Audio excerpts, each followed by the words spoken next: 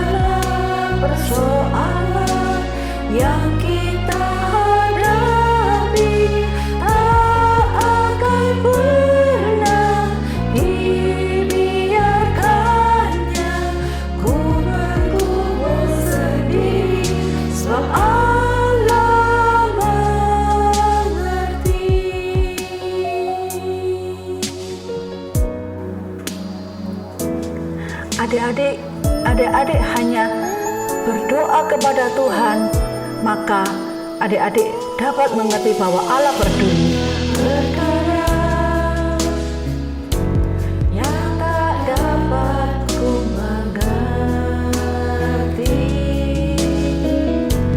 mengapakah harus terjadi di dalam kehidupan ini. Satu perkara yang ku simpan dalam hati, tiada satu pun yang terjadi tanpa Allah peduli.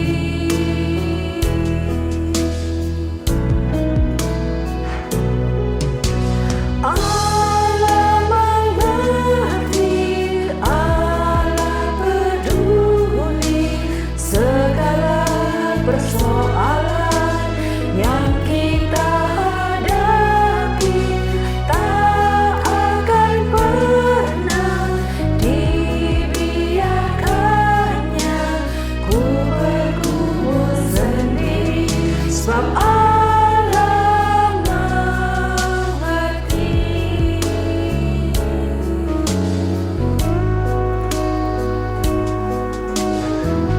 Mari adik-adik, kita datang kepada Tuhan karena kita tahu bahwa Allah sangat peduli dalam hidup kita.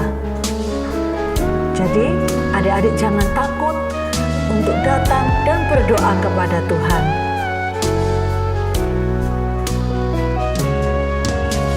Allah mengerti, Allah peduli segala persoalan yang kita hadapi.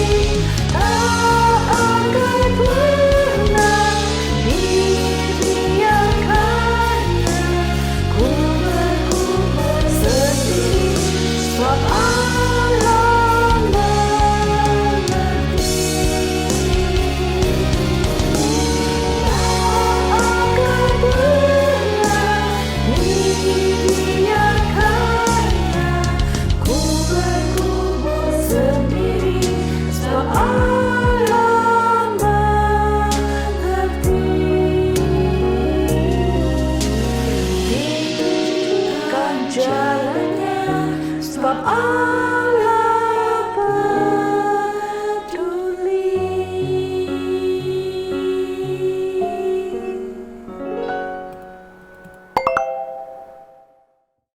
Story time. Selamat pagi adik-adik semua. Shalom. Kita bertemu lagi di Kid Venture. Hari ini kita akan belajar tentang Allah dan rencananya yang penting bagi umatnya. Kita akan belajar tentang Musa dari kitab Keluaran pasal kedua. Dan bagaimana Allah memelihara Musa dan mempersiapkan Musa untuk melakukan tugas yang merupakan bagian dari rencana Allah. Tapi sebelum kita mulai cerita kita pada hari ini, mari kita bersama-sama berdoa. Bapa kami yang di dalam surga, kami mengucap syukur dan terima kasih karena hari ini kembali Tuhan mengundang kami untuk boleh beribadah kepada Tuhan. Kami sudah memuji Tuhan, saatnya kami mau belajar firman-Mu. Tolong kami Tuhan, supaya kami boleh belajar dengan baik akan firman-Mu, kami boleh melakukannya dalam kehidupan kami. Sekali lagi kami mohon pertolongan Tuhan. Dalam nama Tuhan Yesus kami berdoa. Amin.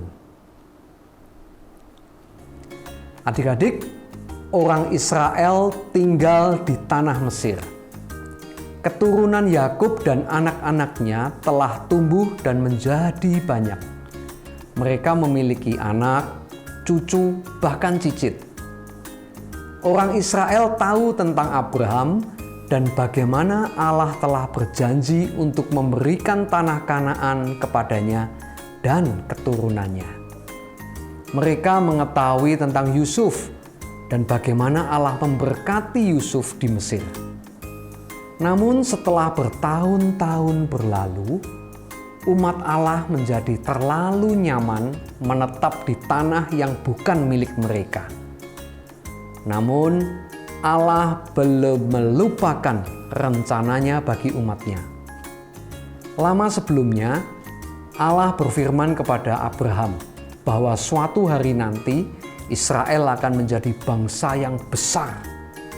Dan meskipun orang Israel tidak tinggal di tanah mereka, Allah tetap memberkati mereka.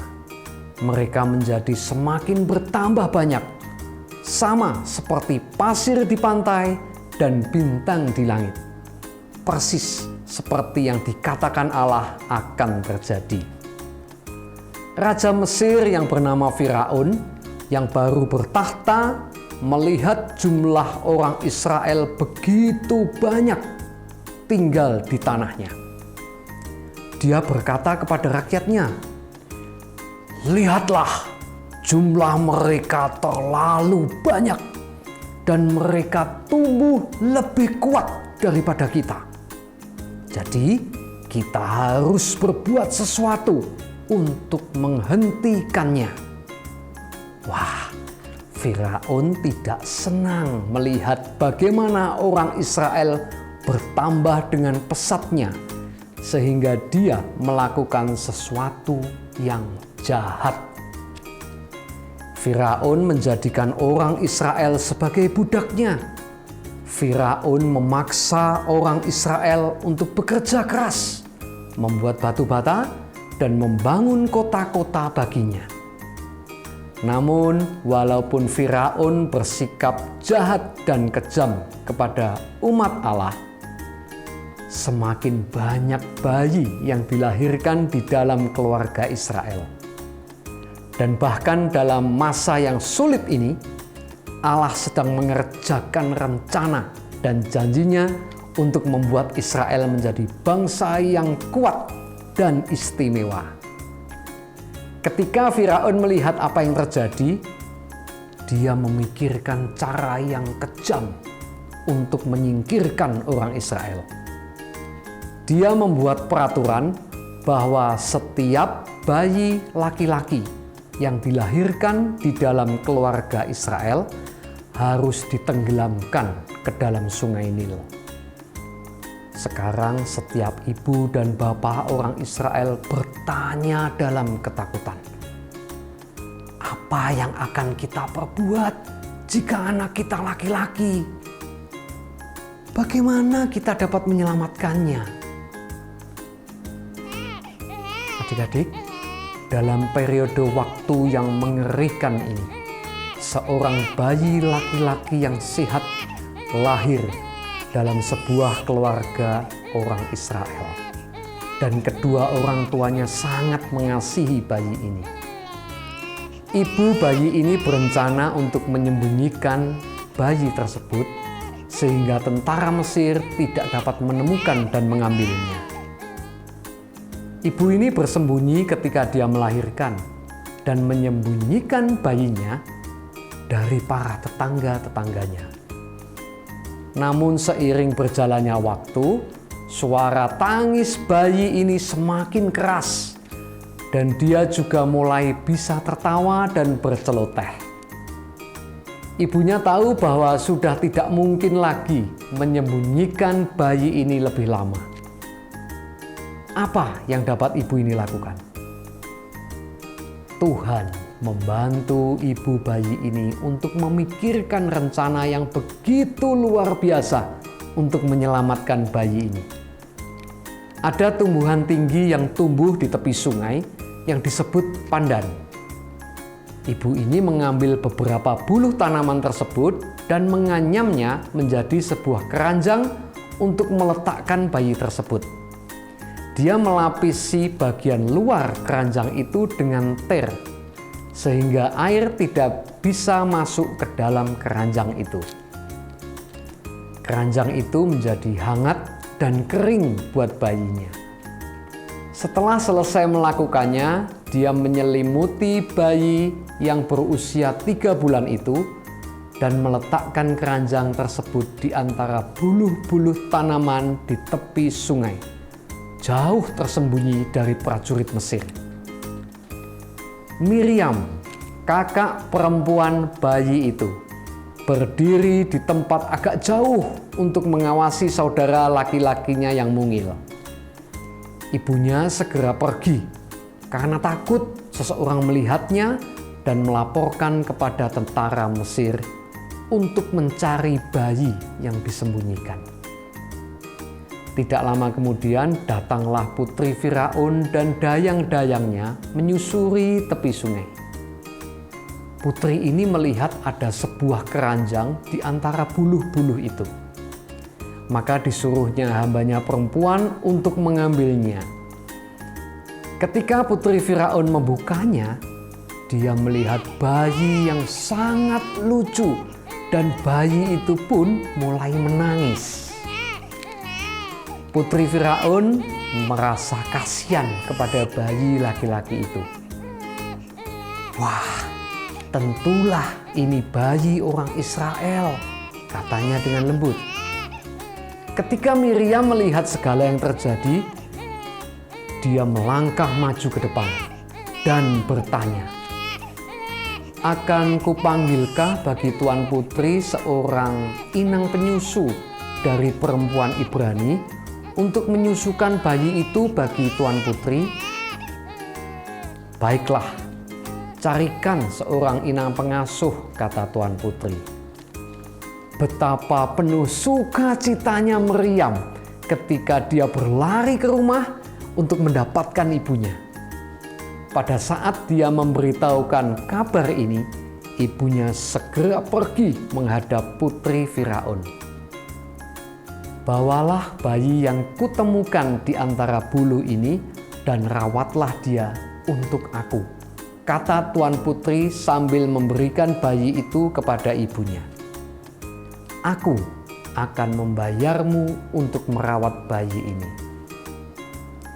Jadi, ibunya membawa bayi laki-lakinya dan merawatnya untuk putri Firaun.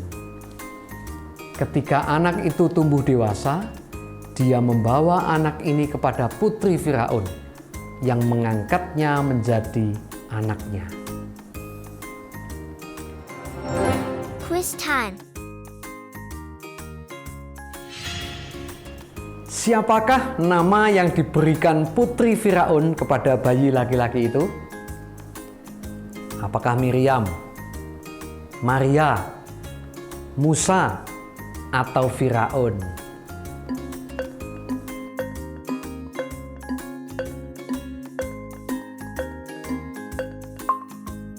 Yes, dia menamainya Musa.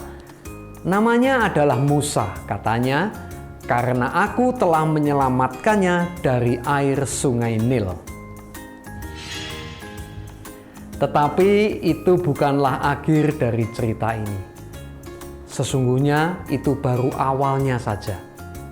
Allah telah memiliki rencana untuk bayi Musa.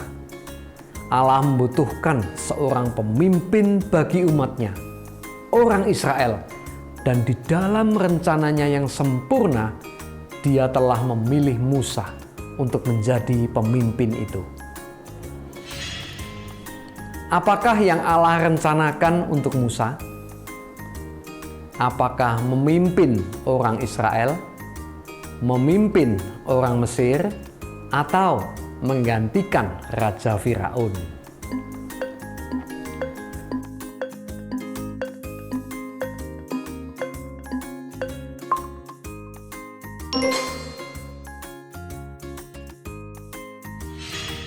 Allah menyelamatkan Musa dari kematian dengan cara yang begitu luar biasa dan membawa dia ke istana Firaun. Di sana Allah melanjutkan untuk mempersiapkan Musa untuk menggenapkan rencananya memimpin orang Israel. Sungguh luar biasa Allah kita. Memory verse. Minggu ini ayat hafalan kita terambil dari Mazmur 121 ayat 1 dan 2. Mari kita bacakan bersama sebanyak 4 kali. Mazmur 121 ayat 1 dan 2. Aku melayangkan mataku ke gunung-gunung. Dari manakah akan datang pertolonganku? Pertolonganku ialah dari Tuhan yang menjadikan langit dan bumi. Mazmur 121 ayat 1 dan 2. Aku melayangkan mataku ke gunung-gunung. Dari manakah akan datang pertolonganku? Pertolonganku ialah dari Tuhan yang menjadikan langit dan bumi.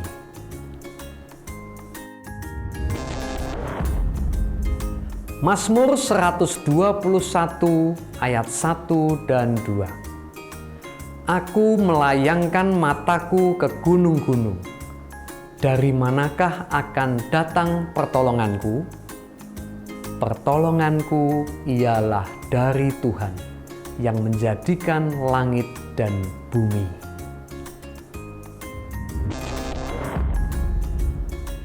Mazmur 121 ayat 1 dan 2. Aku melayangkan mataku ke gunung-gunung.